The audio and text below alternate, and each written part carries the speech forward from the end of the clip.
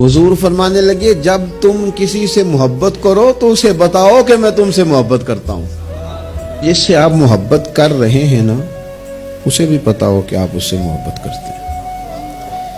इजहार मोहब्बत की जुर्रत भी होनी चाहिए और इजहार मोहब्बत का सलीका भी होना चाहिए।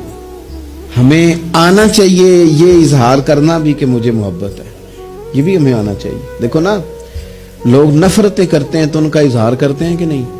और मुझे जी ये बात नहीं पसंद, नाराज ना होइएगा, मैं नहीं इस बात को, ये एक तो कहने की ताकत है, तो ये कहने की ताकत क्यों नहीं कि मुझे आपसे मोहब्बत है।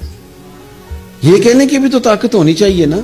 उसने कहा था कि अब तो दुश्मन की अदाओं पे भी प्यार आता है, तेरी उल्फत ने मोहब्बत मेरी आदत ही कर दी। ओ भाई, प्यार का भी तो देखे ना। नबी पाक सल्लल्लाहु अलैहि वसल्लम ने वजाहत की।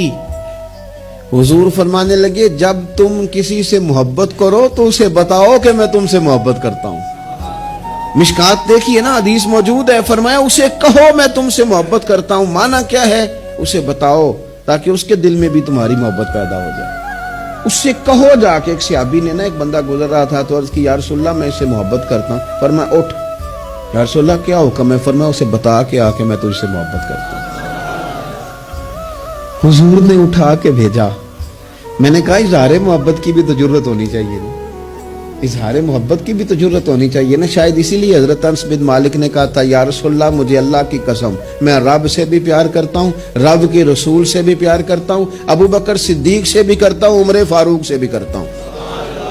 तो नबी पाक अलैहिस्सलाम ने फरमाया सुन, फिर तू जिस चीज से मोहब्बत करता है उसी के साथ तुझे जन्नत में दाखिल किया जाएगा।